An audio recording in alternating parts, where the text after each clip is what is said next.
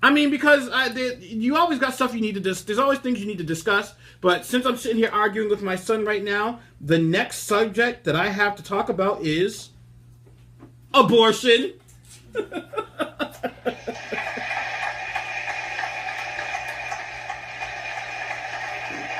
um,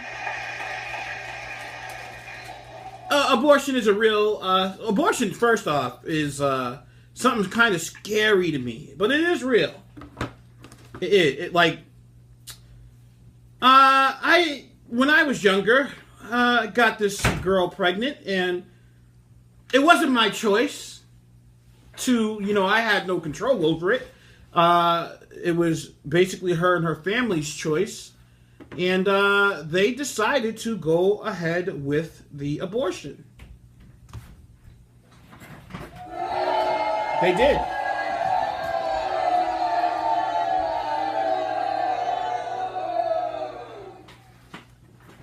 Again, I was not for the abortion. I was, unfortunately, who am I kidding? I was only 17 years old. I was scared for my life. I did not want any parts of having a child at the time.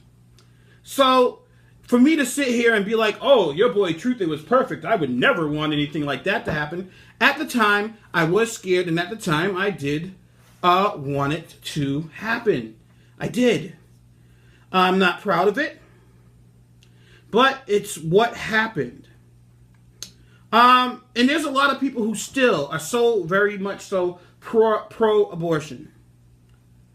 I am not one of those people who are pro-abortion. I am actually pro-life. I am. And unfortunately, if being pro-life turns some of you off, I apologize. I mean, I really hope that we would be able to talk things through and figure out why you are so for abortion and why I'm actually so against it. These are things I think that if we work along together, we could get under control and come to an understanding or agreement. First off, I've heard a lot of arguments for pro-abortion, and here are some that are not acceptable. If we'd never had abortions, there would be overpopulation. No, they said that's real. I'm keeping it real. That's what I was told. Like they're concerned with Stop laughing. It's not. They really are. They really are concerned with overpopulation and with the overpopulation of humans, because if we got rid of abortions, it would be too many people here. We'd run into a problem like in China, who allegedly, I think they did at one time have like a child cap. There was a cap on the amount of children that you can have. So, that argument to me still, that holds zero water at all. Another argument that pro people for abortion like to give is, and this one drives me absolutely insane, people who are pro-abortion, they say they are pro-abortion because if you are not ready to take care of your child will have a tough life. I never understood this one. And I'll tell you, I never understood. The reason why I never understood this one was because if you are afraid of your this is basically what I'm being told. I'm concerned that my child is going to have a tough life, so let's kill them. Listen, that's what I was told. It's what I was told. This is one of the real defenses for pro-abortion. Your child might have a tough life. Well, some chance to me is better than no chance. And the debate rages on. A lot of people are afraid. This is one of the things that a lot of those women marched for, by the way, after Trump's inauguration. They marched because they were concerned that they would not have their rights to their own bodies anymore.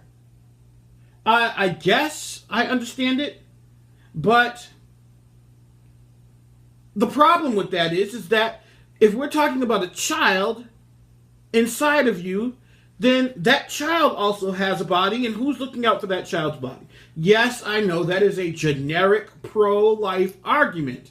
But if the argument holds water, if there's truth to it, then yes, I'll use it too. But fear not, there are some good arguments for pro-abortion. I admit it, there are some good arguments. Number one, if you were raped. There was a story late last year in the fall, where a woman was raped by a man, and she became pregnant. She didn't believe in abortion for religious reasons, so she had the child. The rapist did time and had to register as a sex offender. But get this. That rapist won in court to be able to see his child.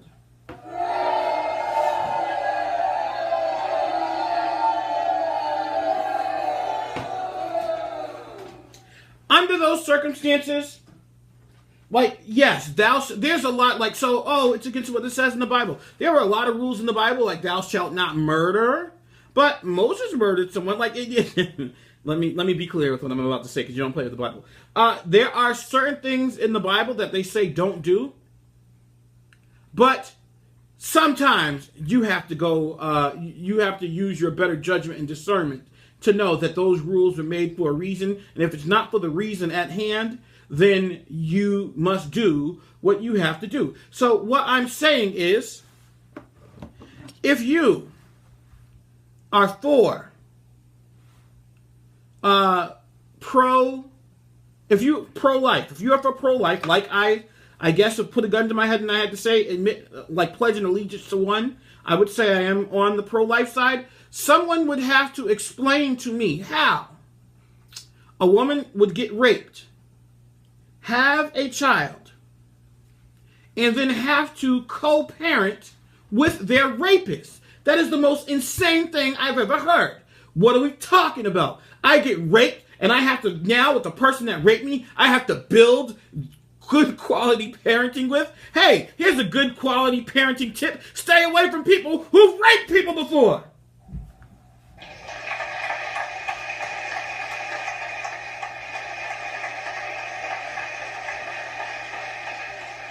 But these are real, and there are other documented cases. The case that I was talking about in the fall, that's not the only case with it. There are other cases. But the fight between pro and anti-abortionists is raging on. And I think pro-lifers are starting to gain a little ground, and that's because of technology.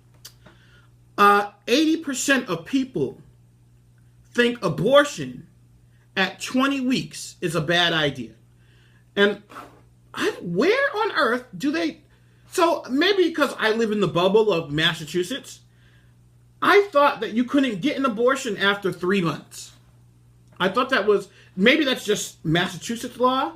Maybe it was an old law and they threw it out. I don't know. But I always thought it was after 3 months. If someone tells me that you can get an abortion after 3 months... I don't know. I hope not. I'm with you. That ain't right.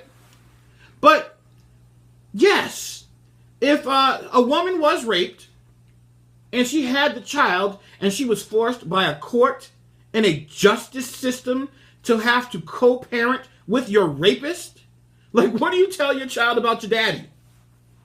Mommy, tell me about daddy. Well, he doesn't know how to take no for an answer.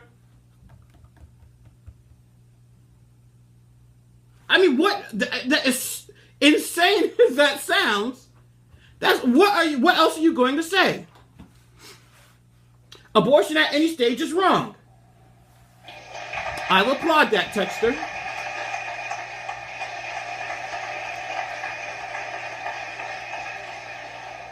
But if my daughter ever got raped, I will be out there at the clinic with her straight up with the C.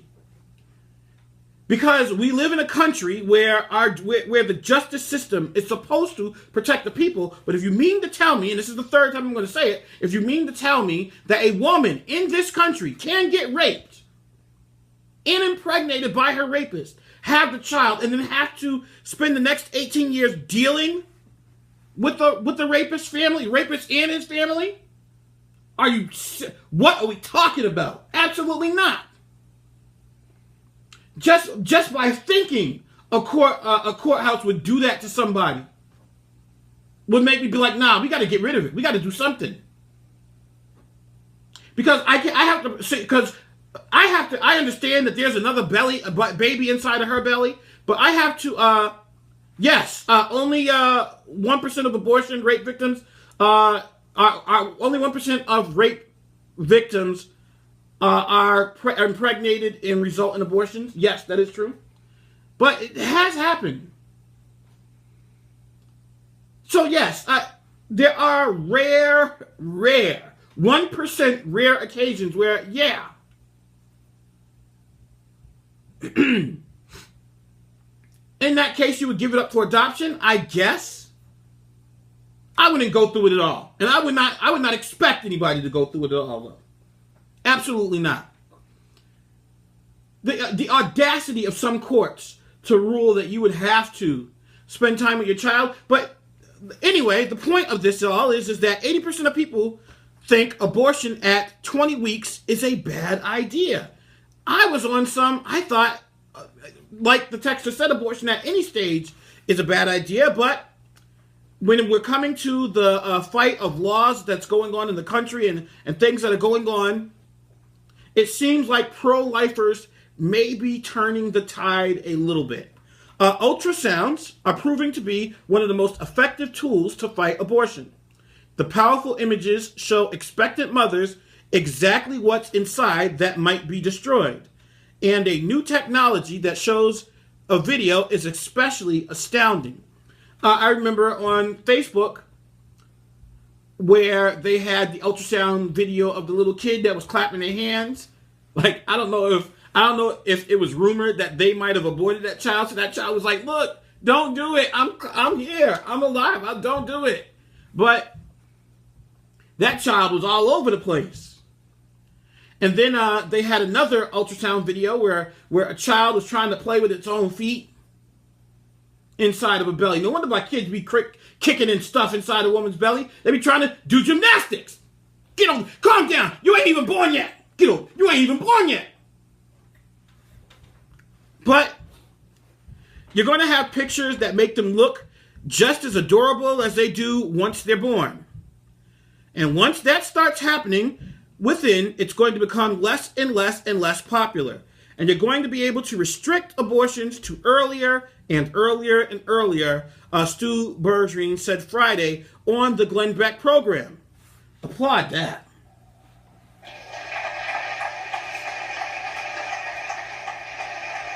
So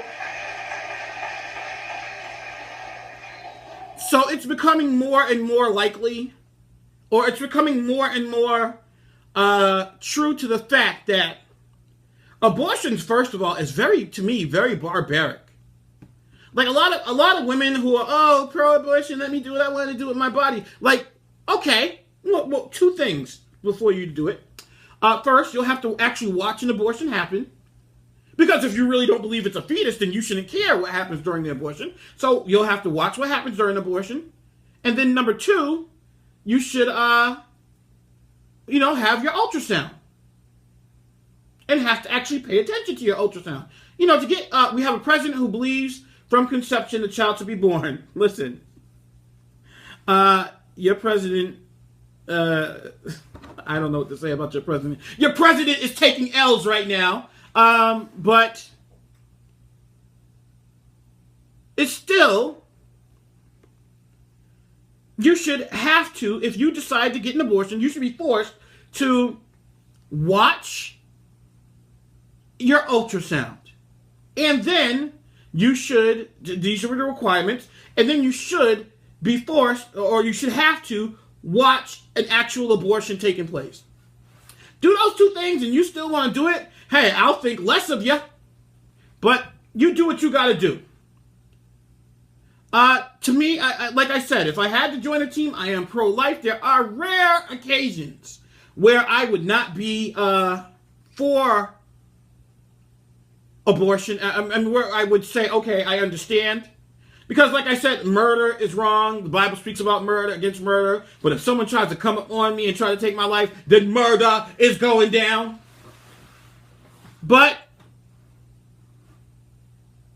let me read you some stats. Wow, some 1.6 million abortions were performed in 2011, down from 1.21 million abortions in 2008. A decline of 13%. I wonder if they've gone down or gone up, because it seems like we've gotten more selfish these days.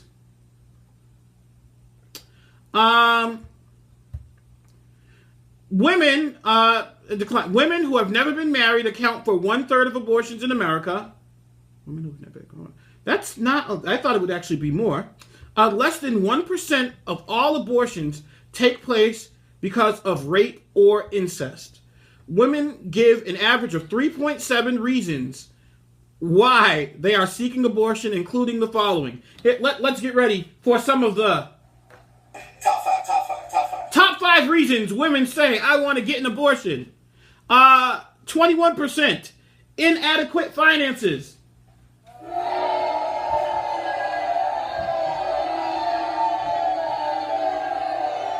Let me just say, from the bottom of my heart, oh parents out there, I'd rather go hungry than go dead. Number 2, not ready for responsibility.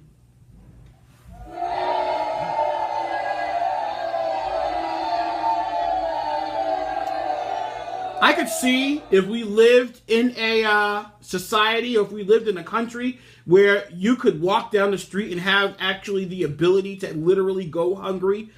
We live in, especially in places like Massachusetts. We live in Massachusetts. You can't walk down the street without going by a food shelter, or going by a place that's giving out free food. Or even if you go to some place and say, I'm starving to death, get someone to either give you food or someone else to give you money. What are we talking about? Oh yes, you're just not ready for responsibility. Well, guess what? Sometimes life happens. And that doesn't give you the authority or power to just stop the life because it happened. Number 3 of my top five reasons or excuses women give for abortions. 12%, problems with relationships. Unmarried.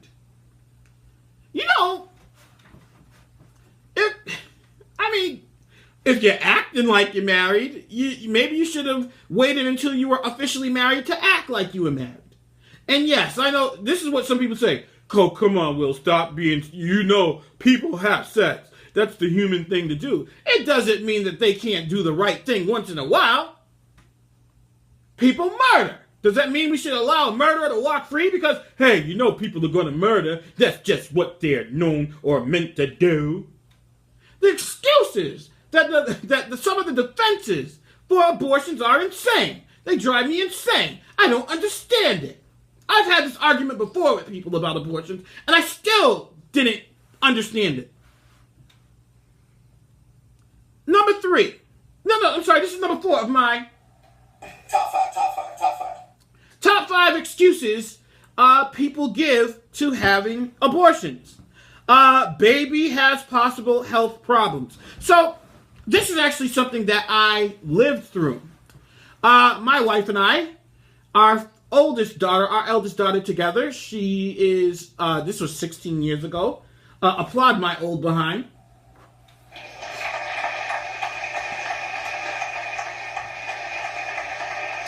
I'm old. I am old. You want to know what the most insane thing about being old and having a 16-year-old daughter is, for me?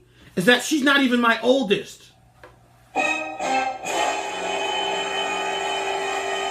My oldest turned 20 4 days ago. Goodness. Anyway, my oldest from my wife and I, her name is Sky. She, when we had our ultrasound, it was shown that she had gastroschisis. Look it up. And no, I can't spell it. Gastroschisis is like a S-K-I-E-S. It's almost like Polish spelling. So, there's a lot of extra vowels and stuff in there that don't need to be in there. But either way, Google will tell you. Google knows everything. My daughter was born with gastroschisis. So during the ultrasound, they saw that her intestinal wall was non-existent. Meaning her intestines during the ultrasound were floating around in my wife's womb. And the doctor at Fallon Clinic, shout out to you, Fallon Clinic, for telling me I should abort my daughter. Yeah. I would give you the middle finger, but that's the ungodly thing to do, so I'll just hold on to it right here. They said the chances of her surviving, we should consider getting an abortion. And God bless my wife, because she was like, nope, not happening, nope, never, nope. She wasn't having it. And she was stronger than I was in this instance, because I was like, man, like, my daughter looks like an octopus. I don't know if I can handle that if she's born like that. But my wife was like, nah, this ain't even up for discussion, son. We having this kid, son. So, some 6-7 months later, we did have her. And sure enough, when she was born, she had to go right into emergency surgery. Her intestines, like when they literally pulled her out, you couldn't tell what was what because intestines were literally everywhere. And she had to spend another 1.5 to 2 months with her intestines in like a little sandwich bag. And every day they had to push the intestines in her stomach. Either way, the point is that she is now 16 years old, driving me bat hell crazy.